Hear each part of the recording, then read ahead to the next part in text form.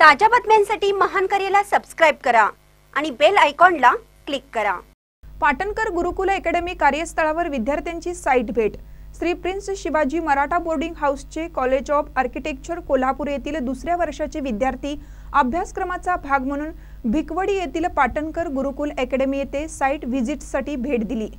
अकॅडमीच्या मुलांनी प्राणायामाचे सादरीकरण केलं। या अभ्यास भेटीमध्ये विद्यार्थ्यांना स्थानिक रहिवाशांशी संवाद साधून वास्तुशास्त्रीय घटक, परिसराची रचना व सांस्कृतिक संदर्भ याचा अभ्यास करता आला।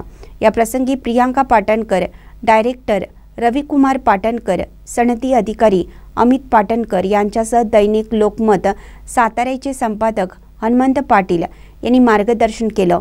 सदर कार्यक्रमास वैष्णवी सेल्स कॉर्पोरेशनचे वैजनाथ राऊत, महाराष्ट्र हायस्कूल कोल्हापूरचे माजी विद्यार्थी व माधुरी राऊत तसेच उद्योजक राजेंद्र कुंभार हे उपस्थित होते।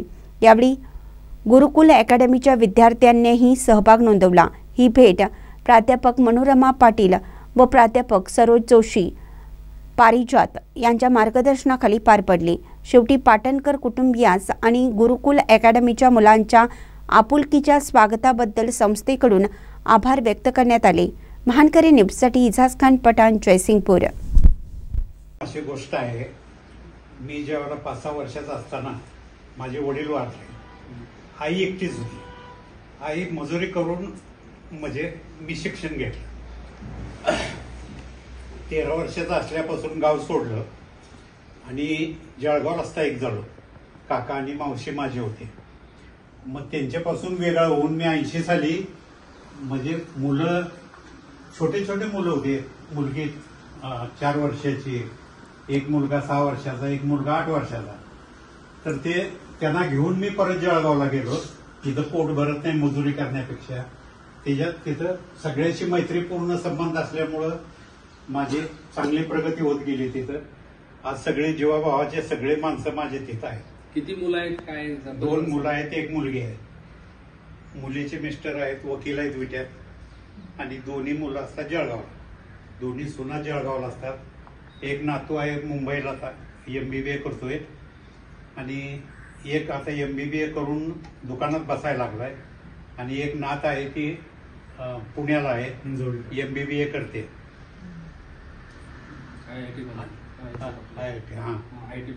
IT मध्ये।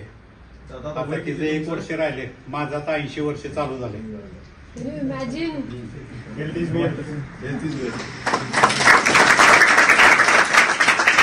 आपल्या तुम्हाला माहित असेल विटा परिसरातली ही जी गाव आहे, भिकवडी असेल, खेराडे असेल, चोराडे असेल, बरीच गाव आहेत।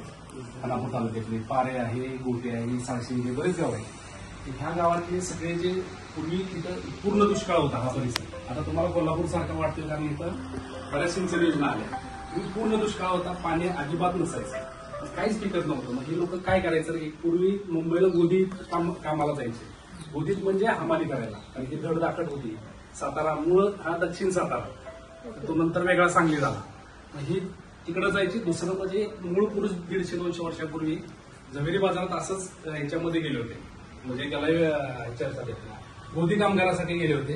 पण ते जरा तब्येतीनं बारीक होते, म्हणून ते झवेरी बाजारात गेले, बसले तिथं भाजी विकायला।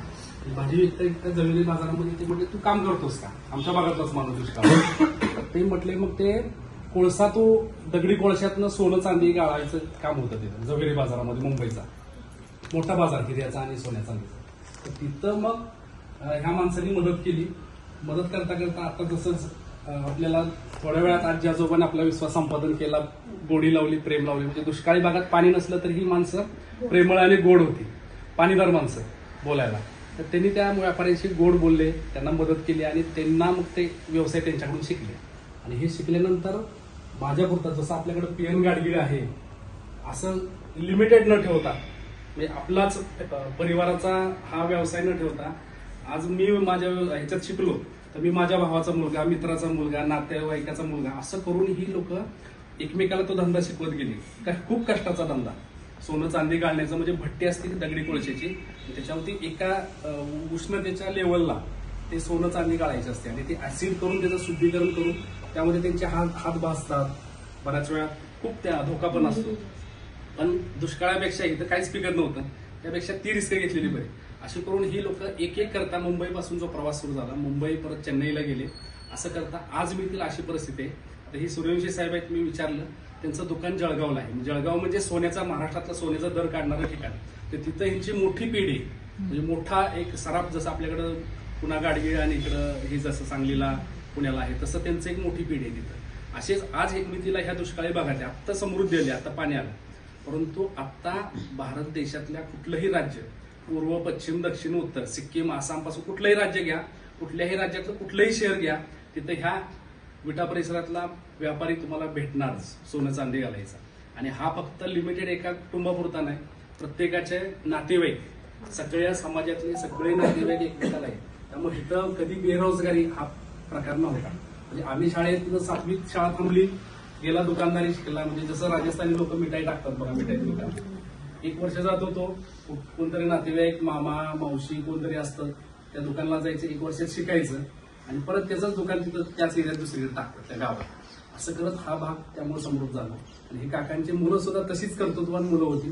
फक्त ह्यातला एक साधेपणा, कुटुंब किंवा हे बंगला जरी मोठा असला तर माणसं अजून जमिनीवर आहेत, त्यांच्यातला जो साधेपणा ह्यांना बघितल्यानंतर कोणीही मानणार नाही. म्हणजे हा जो साधेपणा आहे ना, तर त्याच्यामुळे मला असं वाटतं ही समृद्ध आहे. आणि आज तुम्ही सगळे आर्किटेक्चरची मुलं आला, तुम्हाला खूप छान, म्हणजे मॅडम जसं म्हटलं की आम्ही फक्त भाग बघायला आलो नाही, त्यातल्या त्या भावना, ती लोक, हे सगळं शिकायला मिळते तुम्हाला. हा साधेपणा आणि हा बंगला म्हणजे 2 जमीन आसमानचे टोक आहेत.